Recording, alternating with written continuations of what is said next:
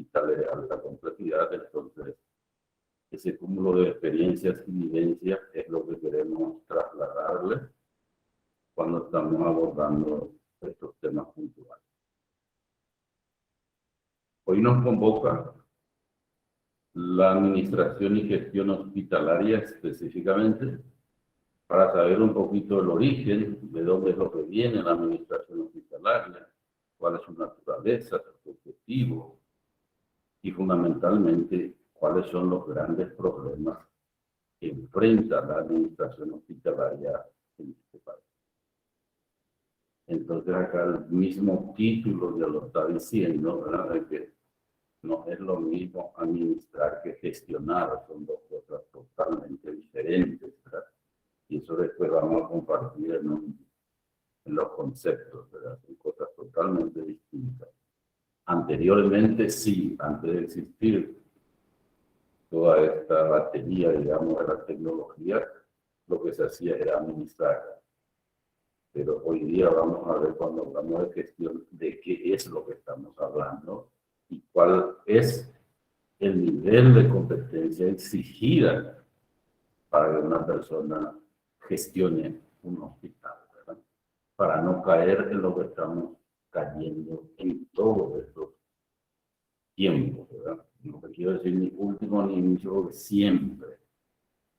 El médico que nos forman con una competencia específica solamente para la relación médico-paciente, lógicamente es lo que nos gusta, por eso abrazamos esta carrera. Y después cuando te sientan como director frente a un hospital, ni uno de los conceptos con los cuales se te dio toda esta malla curricular no te sirven. Porque cuando hablamos de gestión, por eso le decía, cuando hablamos de gestión vamos a ver de qué hablamos y vamos a darnos cuenta del tendón de Aquiles de nuestra estructura deficitaria de la salud pública de este país. Y así ya entrando en tema, la administración hospitalaria pura, vamos a entrar un poquito en ese proceso histórico. En este proceso histórico me tocó vivir, siempre les dije, vamos a transmitir vivencias, me tocó vivir este proceso histórico cuando se estaba introduciendo la administración hospitalaria en el mundo. Estaba haciendo esta maestría en Madrid. Y ahí sufrimos los embates de lo que implicaba de que el mundo de la administración se estaba metiendo directamente en los hospitales, en el mundo médico. Y los médicos les abrimos las compuertas y empezaron a encontrar una nueva veta, digamos, para ejercer sus competencias. Y ahí ya me adelanto para definirles los sistemas de intervención de la salud pública. Hay tres sistemas clásicos y característicos de los cuales no nos tenemos que apartar. El primer sistema y el más importante es el denominado los sistemas prestacionales asistenciales. El mundo médico, el mundo de las ciencias médicas. El segundo sistema es el que se llama el sistema administrativo. Por algo comúnmente se le llama sistema de apoyo de la gestión prestacional asistencial. Y el tercer sistema es lo que llamamos el sistema de la docencia, sistema académico. Porque si yo estoy inmerso en un modelo de prestación asistencial para un grupo determinado de ciudadanos y para que eso tenga una continuidad en el tiempo, lógicamente tenemos que ir formando profesionales que se van a dedicar a esa tarea. Y ese mundo es lo que le llamamos el mundo de la docencia, que podemos ejemplificarlo con todas las letras en nuestro hospital de clínica, que digo siempre y repito que es el único hospital escuela de este país. Los otros, los que ejercen también la docencia, no tienen la infraestructura que se necesita para ser un hospital escuela. Ponemos como ejemplo el Instituto de Previsión Social, donde a mí me tocó formarme, y la primera promoción que decidimos hacer nuestro internado rotatorio en IPS. Dejamos el Hospital de Clínicas y vinimos a la gran aventura formativa en el Instituto de Previsión Social, y lógicamente nos metimos en una estructura administrativa que no está para la tarea de la docencia. Tiene sus normativas bien específicas del Seguro Social del país, es una tarea prestacional de servicio y no tiene una tarea formativa específica. Claro que eso después, a través del tiempo, se fueron utilizando las colaterales y todas las baterías de poder para que eso se siga convirtiendo en un hospital de docencia. Lo mismo podemos decir, hay universidades que están lucrando con el tema de la tarea formativa de los profesionales de la salud y ni siquiera tienen infraestructura hospitalaria para albergar. Por eso decimos que el Hospital de Clínicas es el único hospital de escuela del país que tiene su infraestructura, que tiene su hospital, que tiene sus internados. Ahí se internan y los alumnos ahí se forman y ahí se capacitan. En IPS, por ejemplo, vos no podés ir a examinar a un paciente a la siesta porque lógicamente es asegurado. No está supeditado para la docencia, entonces no podés ir a examinar a un paciente porque está normativamente no se puede. Entonces es una tarea muy dificultosa, ¿verdad? Entonces por eso cuando hablamos de que el único hospital escuela en este país se llama Hospital de Clínica. Entonces, dejando bien claro estos conceptos, ¿verdad? Prestacional asistencial, el mundo administrativo y el mundo de la docencia. ¿Qué pasó con la administración hospitalaria de su nacimiento en este proceso histórico? ¿Verdad? Los costos médicos ya no daban abasto. El presupuesto fijo que se manejaba en los hospitales, porque anteriormente era muy fácil, ¿verdad? Este es tu presupuesto anual, estos son tus recursos, y con esto tenés que tratar de hacer frente a esa demanda asistencial que se tiene. Nadie te exige productividad, rendimiento, nadie te exige nada, solamente manejate con eso. Esa es la administración. Ese es el concepto puro de administrar. Acá tenés este presupuesto, esta es la cantidad de personas que son tus, digamos, tus usuarios, y a los cuales tenés que diseñar un modelo de cobertura médica. Entonces, eso es lo que llegó un momento de que esos costos médicos ya eran totalmente insuficientes. Se llama la crisis financiera mundial, que después se hace nacional, y desde ahí era ya cuestión de buscar alternativas para seguir en este proceso de la administración hospitalaria. Entonces, ¿qué es lo que se hizo? El mundo administrativo, el mundo de lo que se llama la administración de empresas, ¿verdad? Encontró una beta de esa característica, entonces irrumpieron al hospital y ahí nace lo que se llama la administración hospitalaria. Se lleva todas las herramientas administrativas de gestión del privado a los hospitales públicos, y ahí se produce el gran desfasaje. ¿Qué es lo que lleva el mundo administrativo a nuestros hospitales? Llevan objetivos totalmente diferentes.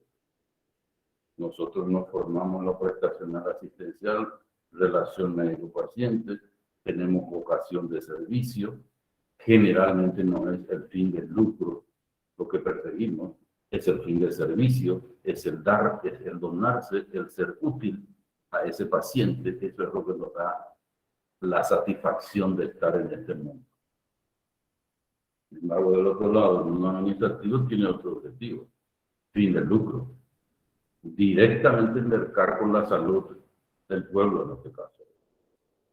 Y entonces vienen y se trasladan a los hospitales con todos sus vicios, con toda esa parafernalia, digamos, administrativa de conseguir lucro a cualquier precio, y ahí se desvirtúa todo. Ahí viene la problemática, le desplaza al médico.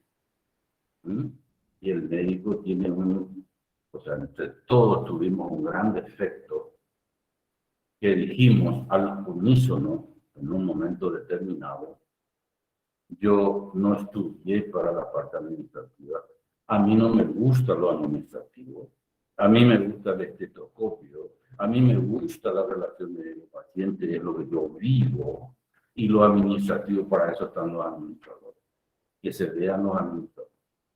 Y ahí delegamos toda esa estructura administrativa de manejo de la gestión hospitalaria hacia los administradores, que quedaron felices, ¿verdad?, con ese procedimiento. Pero como le dije, me tocó vivir, cuando estaba en Madrid, este proceso que los médicos se dieron cuenta que iban siendo desplazados. Ya inventaron los administrativos que el director, que los médicos son malos administradores, que los médicos derivan los administrativos, no quieren saber nada. Entonces vamos a ponerle a los médicos solamente la parte prestacional asistencial y nosotros los administrativos vamos a meter a gestionar. Y ahí empiezan las otras especialidades a meterse en el ámbito médico. Economistas, informáticos, los expertos en organización y métodos, etcétera, ¿verdad? Todos se meten. Los contables inventan la estructura organizacional para desplazar al médico. Ese médico que era director general de un hospital de alta complejidad, lo mandan dentro de la estructura organizacional asesora del director médico y empiezan a dirigir los grandes hospitales. Inventan la palabra gerente. Y ahí entran los no médicos a manejar los grandes hospitales, generalmente los llamados de cuarto nivel de complejidad, los grandes hospitales de referencia. Y ahí se produce el fenómeno: los médicos fuimos desplazados, nos mandaron solamente a ver pacientes y ellos empezaron a gestionar. Y ahí se fueron encontrando con los grandes problemas que implica el gerenciamiento hospitalario. Cuando tenés que meterte en un servicio de quirófano y si no tenés conocimientos médicos no podés ni moverte. Si querés meterte en un servicio de terapia intensiva, no siendo médico, no sabes ni por dónde empezar. No sabes ni en qué consiste ese servicio. Entonces empiezan a flaquear. Y por supuesto, cuando entramos en estos grandes servicios y generalmente de alta complejidad, donde están los altos costos médicos, entonces pidieron otra vez socorro. Médicos, por favor, vengan. Y ahí los médicos dijeron: no, quédense ustedes. Quédense ustedes. Y ahí empieza la batalla. Y esa batalla el médico gana después, cuando empezamos al famoso concepto de que ¿cuánto cuesta una cama hospitalaria en un hospital? Esa es la pregunta del millón de siempre. ¿Cuánto es el valor del economista, el contable que quiere saber para extrapolar sus costos médicos, ¿verdad? Quiere saber cuánto cuesta una cama hospitalaria en un momento determinado. Y ellos, los economistas, los no médicos, los contables, ¿cómo hacen? Directamente hacen cuántos ingresos hubo en ese servicio, cuánto se gastó, dividen y ahí ya tienen, ¿verdad? Y ahí saltaron los médicos con una pregunta: ¿cómo ustedes van a meter en una misma bolsa patologías de diferentes espectros y de diferentes complejidades? Ahí en ese servicio hay una cirugía cardíaca, ahí en ese servicio hay un cardiópata con varios stents, ahí en el servicio está una neumonía. ¿Y cómo vas a mezclar? Imposible. Eso es lo que se llama estadísticamente hacer mal las cosas. Y ahí surge la alternativa para solucionar ese problema y viene la escuela americana, la escuela Yang, ¿verdad?, con lo que se llama el GDR, que se denomina Grupo de Diagnósticos Relacionados. Entonces, para para contestar esa pregunta de cuánto cuesta una cama hospitalaria en un servicio determinado, hay que hacer el grupo de diagnósticos relacionados. Todos los procesos, ¿qué quiere decir? Todos los procesos, por ejemplo, que producen infección pulmonar bacteriana, ¿cuáles son? Y ahí se hace, viene la siguiente palabra técnica, que es la que ellos no manejan, que se llama protocolo. Hay que protocolizar. Por ejemplo, un paciente neumológico con una neumonía, entonces los médicos hacen un consenso, se protocoliza y se dice, bueno, esta patología tiene 5 días de hospitalización. La antibiótico terapia se hace con este antibiótico, con esta dosis y en este tiempo. Método auxiliares de diagnóstico, una placa radiográfica antes, otra intermedia, otra en el alta. Y así se va sacando los costos reales de lo que implica la internación de ese paciente. Entonces, por medio de esos GDR, los grupos diagnósticos relacionados, protocolizando de esa manera, y sistematizando de esa manera, se llegan los costos reales. Y ahí se consigue desplazarlo a los administrativos que intentaron entrar en el ámbito médico y se les dijo, señores, basta. Este es el mundo médico, entonces como alternativa de solución a toda esta problemática viene el aforismo. Es más fácil de un médico hacer administrativo que de un administrativo médico. Muy fácil, ¿verdad? Si ese administrativo quiere hacer protocolos, ese administrativo quiere conocer los procesos médicos, tiene que ir a hacer la capacitación como médico, tiene que ir a la Facultad de Ciencias Médicas. Caso contrario, no lo puede hacer. Sin embargo, la otra variante, al médico vamos a darle conocimientos básicos de administración, de gestión hospitalaria pura y vamos a conseguir, ¿verdad? Y ese es el ejemplo otra vez, ¿verdad? Salen las becas, las maestrías en Europa, en los Estados Unidos, en todos lados, bien pagados para que los médicos empiecen a incursionar en lo administrativo, ¿verdad? Y ese fue el motivo que me llevó a mí a Madrid a hacer esta formación administrativa, donde consigo la competencia, ¿verdad? Y ya cuando hablamos de competencia, y como les digo, un médico que es nombrado director de un hospital de alta complejidad, vamos al Hospital Nacional, por ejemplo, solamente con sus conocimientos de la malla curricular, lo que ustedes están haciendo, están en 4º curso, están haciendo solamente la formación en la competencia prestacional asistencial, que propone la mano y haciendo relación médico-paciente. Eso es lo que se llama la formación meramente médica.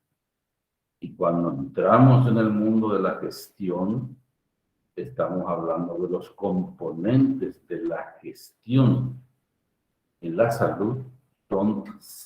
Tienen 6 pilares fundamentales, que es la planificación, la organización, el control, la dirección, la representación, y acá les puse ya con otro color bien diferenciado, presupuestar. Fíjense, nosotros cuando nos recibimos de médicos y cuando hacemos el internado, luego la residencia y terminamos, estamos ejerciendo ya y por ahí nos nombran director de un hospital. Y cuando nos nombran director del hospital, que tenemos que planificar, no tenemos competencia. Tenemos que organizar, no tenemos competencia. Tenemos que controlar, tampoco tenemos competencia. Tenemos que dirigir, bueno, dirigir es intentar un liderazgo, que todos hagan lo que los directivos objetivizan. Tengo que representar y tengo que presupuestar. Entonces, lo único que sé hacer más o menos es representación y dirección, que es lo que se dice normalmente, es lo que puedo como alternativa llevar adelante. Y a esto sí que le pongo luego a mí el estetoscopio, no me traigan calculadora, no me traigan hacer suma resta, porque a mí no me gusta, ahora voy a seguir medicina porque no me gusta esto. Entonces, que haga otra persona esto y derivamos esto, y ahí empieza la fiesta. Pregúntenle al anterior ministro, el que se fue, ¿verdad? Masolén. Masolén creo que tiene 10 o 12 años de formación en reumatología. Un referente de la reumatología, ¿verdad? Y le van y le sientan como ministro de salud. Lo único que podía hacer más o menos es esto. Y entonces todo esto le pasó por encima, todo esto le pasó por encima y este es el resultado. La fiesta con las licitaciones públicas, ¿verdad? No manejaban, no tienen conceptos de cómo se manejan ¿verdad? Le hacían firmar y ahí está lo que vimos y leímos, palpamos en este tiempo de la pandemia del coronavirus, ¿verdad? Las licitaciones, los recursos que se dilapidaban, y ahí está la alternativa. Entonces, cuando hablamos, y ahí viene el concepto, ¿verdad? Entonces, cuando hablamos de gestión hospitalaria, estamos hablando de estos 6 componentes. Cuando yo tengo que gestionar un hospital, tengo que tener competencia para planificación sanitaria, organización estructural y funcional de un hospital, control. Este es el gran problema también que se tuvo con los administrativos. Los administrativos no tienen de idea de lo que es el control. El control en administración hospitalaria se llama auditoría médica. Y hacer una auditoría médica representa trabajar sobre los procesos, trabajar sobre indicadores, ¿verdad? No tienen ni idea. Entonces, cuando ellos hacen el control, lo único que hacen es este presupuesto, en este ejercicio fiscal gastan tanto y esto. O sea, solamente impacto de recursos. No tienen ni idea de lo que son los procesos de una auditoría, de lo que es la praxis médica. Como no entienden, como no están formados para eso, entonces ni se utiliza la auditoría médica para hacer, ¿verdad? Otro gran déficit en la administración hospitalaria de nuestro país. Dirección, la misma cosa, liderazgo, ¿verdad? La persona que tiene que estar al frente tiene que tener un liderazgo fuerte porque tiene que manejar recursos humanos y en este caso administrativos y colegas. La cosa más difícil que existe desde el punto de vista de la gestión. Representación. Para mí, lo más importante de todos estos componentes y lo que nunca debe estar ausente en la formación de esta persona que va a estar al frente es la representación. La representación con valores, la representación de las personas con ese código de ética. Recuerdo que cuando en el anterior hospital de clínica, cuando el hospital estaba todavía en Sajonia, en la vieja aula magna, existía un escrito en una de las vigas de gran porte que estaban en la aula magna. Había un escrito, pero uno pasaba y pasaba y miraba. Y eso se te iba impregnando en el fondo de tus fibras. Y ese escrito decía, solo un buen hombre puede ser un buen médico. Retumbaba. Y entonces ahí te vas haciendo el concepto de solo un buen hombre puede ser un buen médico. Entramos en el terreno de los valores. Nosotros entramos a hacer una especialización con vocación de servicio, con predisposición de servicio. Tenemos que llevarle, digamos, sosiego a gente que están sufriendo, que están experimentando un dolor lacerante. Y nosotros nos preparamos para eso, para tener vocación de servicio, para hacer esa empatía con los pacientes, ¿verdad? Y tratar de llevarles sosiego y solucionarles esa su problemática de salud que está quebrantada. Para eso nos formamos, ¿verdad? Y entonces, la representación de valores son muy, para no caer en eso que Virchow el patólogo, por anatomía patológica, a lo mejor ya lo escucharon. Virchow es uno de los hombres de la salud pública mundial. Está catalogado incluso como uno de los padres de la salud pública, que decía dos cosas fundamentales. Que si queremos solucionar la salud pública de un país, tenemos que trabajar sobre la pobreza de ese país. Y que los que intervienen en esa, digamos, decisión, que son los médicos, tienen que tener vocación de servicio y no tienen que tener apego a la parte monetaria. Fin de lucro. El fin de lucro no puede estar presente en la tarea prestacional asistencia. Lastimosamente muchos médicos cambiaron de esa orden y uno mira la medicina privada actual publicada a nivel nacional, regional y mundial, donde los médicos hacen lo imposible para ganar un poquito más, ya que la tarea remunerativa de los médicos cada vez está más precarizada. Los médicos no nos preocupamos mucho, no protestamos mucho, porque nuestro tema es juramento hipocrático. Hicimos un juramento hipocrático y dijimos que lo mismo te voy a solucionar tus problemas si no tenés recursos. Lo mismo si sos pobre te vamos a traer sosiego. Es un juramento hipocrático que tiene 400 años antes de Cristo, ¿verdad? En la época de Sócrates, Platón, Aristóteles, ¿verdad? Hipócrates. Desde ahí viene ya esta escuela formativa en ese concepto, lo que ya se manejaba. Fíjense, 400 años antes de Cristo, con estos filósofos moralistas, ya se manejaba el concepto de que el médico tiene cosas del alma, cosas de Dios. Tiene lo que se llama el mano sana. Y ahí no estamos hablando de religión, no estamos hablando de filósofos moralistas que marcaron épocas en toda esta historia de la salud mundial. Y entonces, volviendo otra vez a lo de Virchow, Rudolf Virchow, el alemán, ¿verdad?, que dejó esa escuela de que hay que combatir la pobreza y que los médicos mantengan la filosofía de la vocación de servicio, y que en base a esa vocación de servicio se vaya construyendo, digamos, el hombre que se necesita para este tipo de... Entonces, eso es lo que podemos decir en cuanto a los procesos históricos, esa gran revolución de cómo ingresa la administración hospitalaria y nos vamos.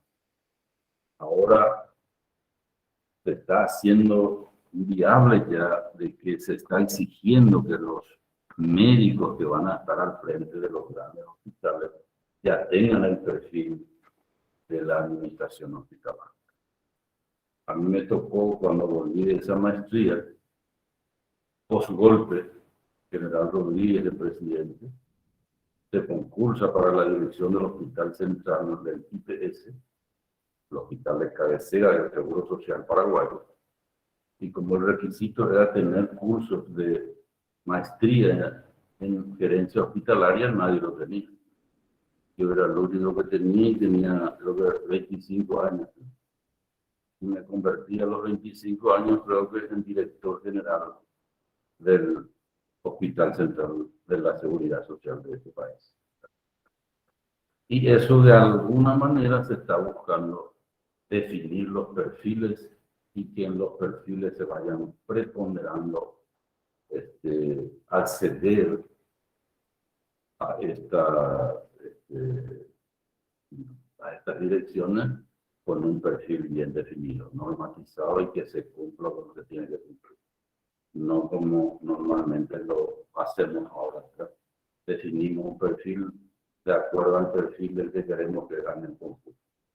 Esas cosas son las que tenemos que desterrar definitivamente y fueron las causales del por qué estamos en esta situación paupérrima de la salud pública en este momento. Cosa que se destapó con este coronavirus, pero vamos a tener tiempo de ir hablando porque el coronavirus vino a destapar lo que es nuestra salud pública y ahí encontramos que los recursos que se destinaban, eso que se llama cuánto del Producto Interno Bruto se dedica para el sector salud, ahí nos caímos todos de espalda. Y ven por la pieza, Bruno. ¿Perdón? Cuando empezamos a conocer cuánto este Estado invierte en la salud pública de este país y manejamos una cifra totalmente insuficiente. 2.6% de ese Producto Interno Bruto es lo que se dedica al sector salud. Cifras más, cifras menos, $30. Imposible. Y siempre un ejemplo es la que nos va a poner claridad en estas cosas, ¿verdad? Cuando me tocó defender la tesis de la maestría en Madrid, ahí con los 12, 15 jurados del tema, la primera pregunta que me hace justamente fue el director del curso. Me dice, doctor, ¿cuánto del Producto Interno Bruto de su país se destina al sector salud? Y cuando le di la cifra ya no hubo pregunta. Porque por la cara del jurado ya me di cuenta de que se cayeron todos de espaldas, diciendo, ¿cómo con esos recursos se puede hacer viable una salud pública? Ahí está. Ese es el concepto. Y ahí encontramos todo lo que después vimos, ¿verdad? Necesitábamos 700 terapias intensivas, teníamos 100. Necesitábamos 400 respiradores y había 10. Necesitábamos 50 terapistas y habían 10. Totalmente insuficiente todo, ¿verdad? Y ahí está la situación a la vista, ¿verdad? Todo lo que a mí me tocaba siempre en cualquier estrado donde daba clases de salud pública y administración hospitalaria, repetíamos esos conceptos, repetíamos esas cifras frías y que nadie ni nos escuchaba. Sin embargo, ahora en la vía de los hechos nos estamos dando cuenta de eso, ¿verdad? Que si no tenemos el coraje de romper esa estructura arcaica y devolver los recursos genuinos al sector salud, ahí sí podemos estar hablando de una salud pública medianamente viable. Y aquí ya entramos en el segundo componente, política de Estado. ¿Quién es el que tiene que llevar adelante la política sanitaria de un país? En este caso, el Ministerio de Salud Pública y Bienestar Social, y para eso lo tiene que hacer con el Plan Nacional de Salud. ¿Cuál es nuestro Plan Nacional de Salud? Nuestro Plan Nacional de Salud se llama el Sistema Nacional de Salud. La Ley 1032/96. Sistema Nacional de Salud, que tiene un componente constitucional. Al artículo 69 de la Constitución Nacional dice que el Sistema Nacional de Salud es el marco regulatorio de la salud pública de este país. Y ahí quiero robarle un poquito de tiempo para comentarles. El año pasado publicamos 3 tomos del libro, ¿verdad? Uno de ellos es lo que se llama la reforma de la salud pública del país, donde definimos claramente dónde están los grandes problemas que tiene la salud pública, y esto ustedes lo van a ver, ¿verdad? También construimos un trabajo de investigación científica que le llamamos de análisis costo-beneficio, donde tomamos la mora y mortalidad país y empezamos a ponerle costos y cómo terminaron, ¿verdad? Donde demostramos científicamente que este modelo administrativo gerencial que se está implementando está obsoleto y perdido. Esto lo van a encontrar en este tomo, que esto lógicamente está en la cátedra, ¿verdad? Lo van a tener ahí sin ningún problema. Y el otro es el libro que se llama El modelo de gerenciamiento específico en salud, de lo que estamos hablando. Esto ya llevando al terreno de los hechos, a la compañera delegada ya le entregamos en un pendrive este tomo del libro que es de gestión específica, donde van a encontrar estos contenidos de lo que estamos hablando. Ella le va a pasar después a su correo y ahí ya lo van a tener. Y vamos a definir incluso una pequeña actividad también al finalizar la clase. Entonces, siguiendo con lo que estamos planteando, Plan Nacional de Salud, Sistema Nacional de Salud, y así de paso nada más les comento, de que este es el tendón de Aquiles. Esta es la problemática del país. Y van a ver, cuando miren el libro, el ministro anterior, Antonio Barrio, de la presidencia de Horacio Cartes, había definido un plan nacional de salud y hizo lo que se llama su planificación estratégica para sus 5 años de mandato. Y ahí en su planificación estratégica puso claramente que iba a implementar en un 100% el Sistema Nacional de Salud, la ley 1032. Se fue sin ni siquiera hablar de la 1032 y prohibiendo hablar de la 1032. Y ahí está el documento.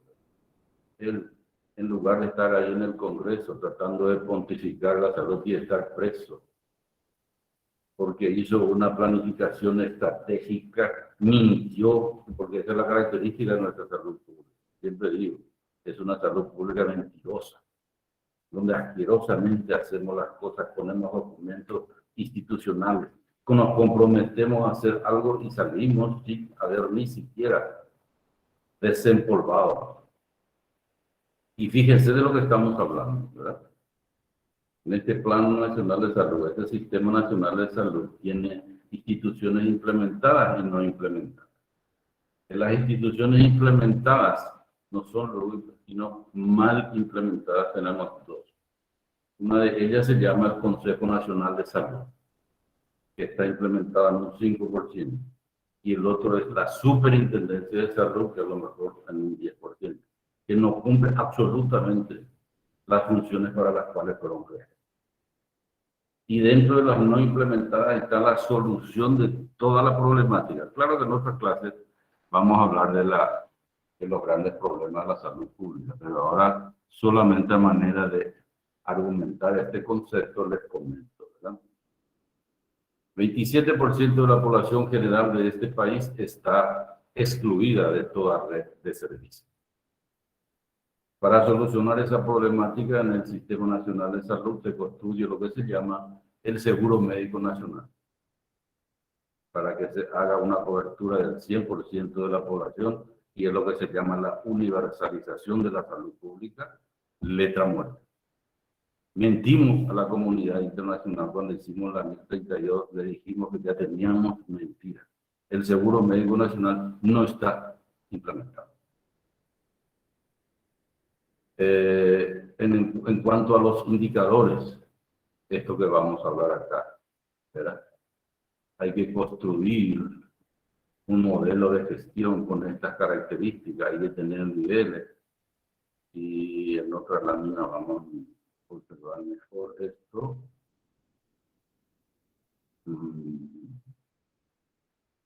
Cuando hablamos de este modelo de gestión optimizada, tenemos que hablar de indicadores, tenemos que hablar de productividad, tenemos que hablar de rendimiento, números, ¿verdad? Y esto se tiene que hacer en una institución nacional donde se unifican todos los indicadores internacionales, lo que se llaman ratios internacionales, para no tener lo que tenemos hasta ahora, ¿verdad? Una salud pública segmentada y gestionada de acuerdo a los IPS tiene esos indicadores, el Ministerio de Salud tiene esos indicadores, el Hospital de Clínicas esos indicadores, y es una anarquía de indicadores. ¿Por qué ocurre eso? Porque no está desarrollado lo que se llama, en esa ley 1032, la Dirección Médica Nacional. En esa Dirección Médica Nacional es la que se tiene que desarrollar. Se tiene que unificar indicadores y hacer una salud pública única para este país. Letra muerta. Tercera institución se llama FONASA, Fondo Nacional de Salud. Institución administrativa macro a nivel país, donde se tiene que gestionar todo lo referente a la salud de este país. Todo tiene que conformar una estructura única, ¿sí? Letra muerta. IPS sigue administrando sus recursos. IPS es un ente autónomo y autárquico, tiene su propia plata y nadie se puede meter en esa distribución de recursos, y generalmente esa distribución de los recursos del Seguro Social paraguayo no se invierte, no se revierte para el sector salud, se invierte para las prioridades que el Estado defina. Se compra unidades para los transportistas, se subvenciona la nafta, la soja, y nosotros médicos seguimos haciendo una medicina heroica con lo que tenemos a mano. ¿Sí? Eso se ve en todos los niveles, ¿verdad? ¿Por qué? Porque no somos capaces de exigir. Recuerdo que cuando hice la presentación de esta reforma de la seguridad social, y cuando te preguntan qué es el libro, qué es ese tomo, qué propuesta es lo que haces, te digo, no es una propuesta, es una protesta para que el Sistema Nacional de Salud tenga una implementación del 100%, porque esa es la receta. Esa es la política de cambio que el país necesita para salir de este estado deficitario de la salud pública de este país. Tenemos que empezar a desarrollar esas instituciones no implementadas. Tenemos que hablar del Seguro Médico Nacional, tenemos que hablar de la Dirección Médica Nacional, tenemos que hablar del Fondo Nacional de Salud, y allá en el cuarto lugar ya ni siquiera quiero nombrar porque es prácticamente una utopía, ¿verdad? Una ley general de sanidad. Una ley general de sanidad que salga de arriba y que esté con todas sus reglas de juego, y el resto es un complacer. No como ahora, que seguimos como marco legal lo que se llama un código sanitario, que tiene un desfasaje de 60 años desde que está, y que los políticos utilizan a gusto y paladar. Hacen lo que quieren con su código sanitario, sus influencias, y ahí viene la partidización de lo que es un marco legal de la salud. Fíjense, hace una pincelada rápida los grandes conceptos por los cuales la salud pública de este país está en ese estado en que está. De que en lugar de ir saliendo, lo que hacemos es hundirnos más, porque el gobierno de turno no tiene ninguna alternativa de poner dentro de sus objetivos lo que se llama política de Estado. ¿Qué es la política de Estado? La política de Estado para este país es lo que se llama, cuando hablamos de planificación, tipo de planificación, vamos a definirlo para entender el concepto. Planificación operativa es una de ellas, ¿verdad?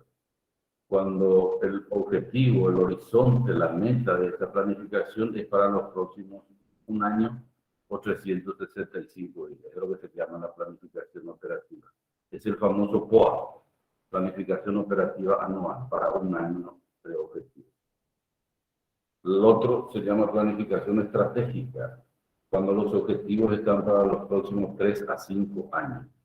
Eso es lo que se llama planificación estratégica. Y la planificación normativa es la que se llama cuando tus objetivos están para los próximos 15, 20, 25 años. Y esa es la función más importante de este ente rector de este país, el Ministerio de Salud. Lo más importante dentro de su función es que tiene que ser la función normativa. Tiene que definir el plan nacional para los próximos 15, 20, 30 años. Y eso es lo que se llama política de Estado.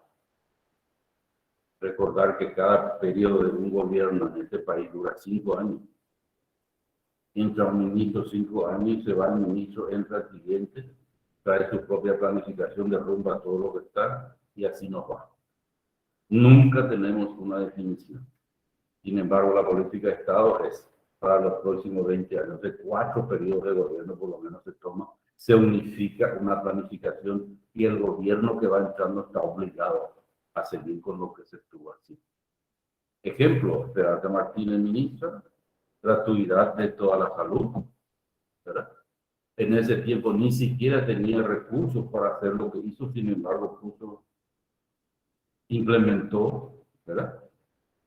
Se fue Esperanza Martínez, vino el siguiente, se fue otra vez la gratuidad al MASLO, o sea, cada ministro trae su librito y empieza a poner en práctica y ahí está la anarquía y los grandes desfasajes que vemos en la salud pública de este país. Entonces, recordar política Estado, política del Ministerio de Salud, claramente tenemos que saber para qué están, para que estas cosas cuando ponen, sepamos lo que están poniendo y cuando tengamos que evaluar, sepamos también muy bien de qué estamos. Entonces, siguiendo otra vez con los indicadores, nivel de complejidad, cuando hablamos de una administración hospitalaria, tenemos que saber el nivel de complejidad de los establecimientos sanitarios del Ministerio de la Sanidad. Acá también recordar que el modelo de salud pública que tenemos es lo que se llama el modelo mixto. Es decir, que se hace por medio del privado y el público. Eso es lo que se llama sanidad mixta. Y cuando hablamos, conceptos prácticos, cuando hablamos de salud pública, ¿qué es lo que estamos diciendo? La salud del pueblo. ¿El Estado cómo se organiza para dar salud al pueblo? Con un sistema mixto, privado y público. Y con el gran desfasaje, ahí encuentra también el gran desfasaje. 40% es lo que se administra directamente con los fondos públicos y el 60% es lo que se llama gasto de bolsillo, la medicina privada. Cuando tenés un evento de salud y tenés que solucionar, tenés que pagar para poder. El 60% de eso es público, privado. Muy bien, entonces cuando eso es hablar de los niveles de complejidad, y ahí hablamos del ministerio, tiene sus niveles que ustedes conocen mejor que yo, ¿verdad? Los puestos de salud, los hospitales distritales, regionales, etc.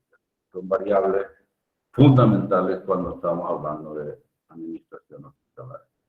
Otra de las variables importantes también es cuando hablamos de nivel de complejidad, ¿verdad? En cuanto a la distribución. Este es el público que está bien definido por el ente rector. En IPS, cuando estuve también como gerente, hicimos y definimos los niveles de complejidad de esta forma. Y fundamentalmente a nivel privado hicimos las relaciones que existen para encontrar esta definición. Cuando hablamos a nivel privado, niveles de complejidad, consultorio médico, los médicos abren consultorio en su casa. El centro médico se juntan 4, 5, 6 médicos y hacen un centro médico. A ese centro médico ya le pusieron laboratorio o algún servicio de imágenes de la clínica. Ya le pusieron 30, 40 camas, convirtieron ya en un sanatorio y ya tienen más de 80, 100 camas, ya convirtieron en un hospital. Esta es la forma de definir el nivel de complejidad en el privado. Una anécdota siempre es importante, ¿verdad? Centro Médico Santa Clara en quiebra, en su momento, estaba hablando de 15 años atrás, me llaman para una consultoría, ¿verdad? Para ayudarles en el proceso administrativo y me dicen, es el Centro Médico Santa Clara. Cuando me dicen Centro Médico Santa Clara, y mirando el concepto, digo, Centro Médico, es un policonsultorio. Varios consultorios juntos que están con problemas. Entonces, cuando me voy a entrevistarme con la gente, me encuentro que el famoso Santa Clara, hasta terapia intensiva tenía, hospitalización casi 60 camas, tenían las terapias adultos, niños. Entonces, lo primero que hicimos es, no, es un centro médico, es un hospital de alta complejidad, cambien su nombre, por lo que no. Entonces, esa es una pequeña anécdota para darnos cuenta de la importancia que tiene la nomenclatura que se le va a dar. Dentro de la administración hospitalaria, fundamental es definir la red sanitaria con la cual se va a trabajar. Solamente hacer un ejemplo pasajero, la seguridad social, el Instituto de Previsión Social, cómo se organiza para dar esa cobertura en su red sanitaria, y acá está, ¿verdad? El hospital de cabecera, y luego cómo está definido y cuáles son los establecimientos que tienen para un total de 94 establecimientos dentro de la red sanitaria a nivel país. Tipo de servicio hospitalario, fundamental cuando se quiere gestionar un hospital, hay que saber. Creo que estamos en hora, ¿verdad? Entonces ya con esto terminamos, ¿verdad?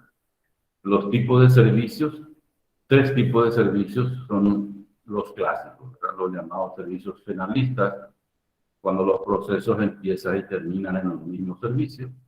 Esos son lo que se llama consulta externa, urgencia, hospitalización, quirófano, cuidados intensivos. Cuando hablamos de los servicios intermedios, son los que apoyan a esta actividad. Ahí tenemos laboratorios, radiología, banco de sangre. Y luego están los servicios generales, los famosos servicios administrativos que le llamamos. Ahí está la administración, lavandería, mantenimiento, tropería, admisión y cocina. Y fíjense, cuando uno es director del hospital, todo lo que me pasó cuando estuve, creo que 2 o 3 veces fui director del hospital. En este último ejercicio que estuve al frente, ¿verdad? Teníamos la problemática de las basuras. No teníamos proveedores, no se pagaba al proveedor. La licitación ya se consumió en el ejercicio fiscal anterior, no teníamos recursos, estábamos atados de pies y manos y no sabíamos cómo deshacernos de las basuras. Entonces teníamos que ver mecanismos alternativas para solucionar. Y la gente me decía, yo andaba con mi corazón blanco, que estudiaste tanto para ser médico y para venir a meterte acá entre las basuras. Ese es el ejercicio de un administrador de hospital. Tienes que estar involucrado en las tareas administrativas. Lo mismo ocurrió con el tema de vigilancia. Se robaba algo así como 10 a 15 vehículos en el estacionamiento semanal. O sea, una delincuencia total, ¿verdad? Y entonces uno tenía que meterse a gestionar eso, porque era inviable, ¿verdad? Tenías que meterte en ese mundo de la delincuencia de tus propios funcionarios, ¿verdad? Y entonces el científico de este lado decía, estudiaste tanto para venir a meterte con el tema de seguridad o vigilante. Esa es la administración hospitalaria, basura, vigilancia, delincuencia, ¿verdad? Entonces estas son las anécdotas que sirven para valorar un poquito cuando te está hablando de ese perfil de lo que es ser director de un hospital y fundamentalmente de alta complejidad. Son las grandes variables que uno tiene que manejar para poder gestionar lo que es el mundo de la administración hospitalaria. Bueno, acá paramos y les doy una alternativa, ¿verdad? Les estuve hablando, van a encontrar a la compañera delegada que le pasé el pendrive del libro. Ella les va a pasar en el correo a todos y cada uno de ustedes.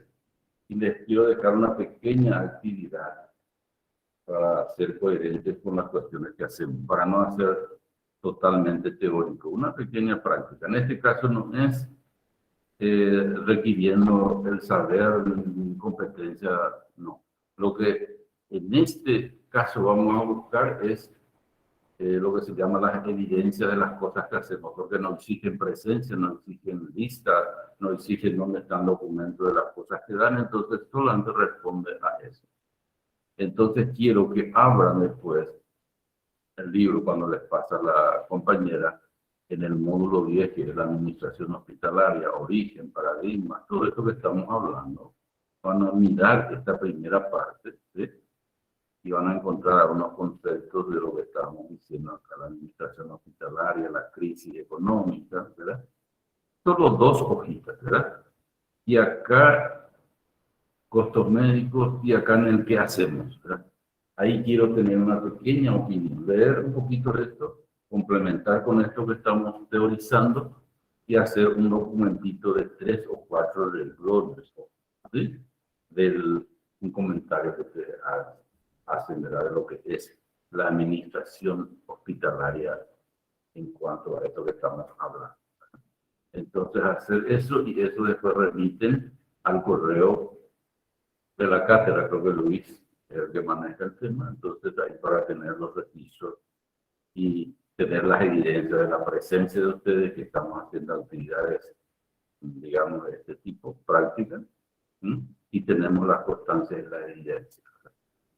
La compañera también me dijo, creo que hoy tuvieron o mañana tienen una mesa de fármacos, compañeros que tienen que rendir. No es esto ponerse nada, no, esto puede ser para una semana. Tómenlo pues, tranquilo, esto es solamente para una evidencia. Entonces, escriban cuando puedan, si es posible en una semana entregan, y eso vamos a tener en un bibliorato de tal forma que sea la evidencia de todas las cosas que estamos haciendo. Así que muchísimas gracias por vuestro tiempo y ya estamos para cualquier alternativa que ustedes necesiten. Si hay alguna pregunta, no sé, les escucho.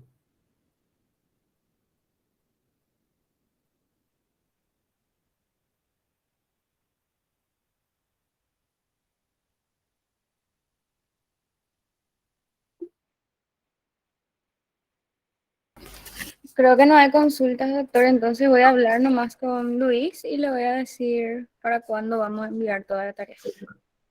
Perfecto. Eso es sin ningún, digamos, de ponernos y tengo que hacer, no. Es solamente como una tarea de buscar evidencia de lo que estamos haciendo. A la medida de sus posibilidades, 2, 3 rengloncitos de algo, uno se sienta, hace y ya está. ¿Sí? Les agradezco mucho por vuestro tiempo y ya nos vemos oportunamente. Muchísimas gracias. Gracias, doctor. Gracias, doctor. Gracias, profe.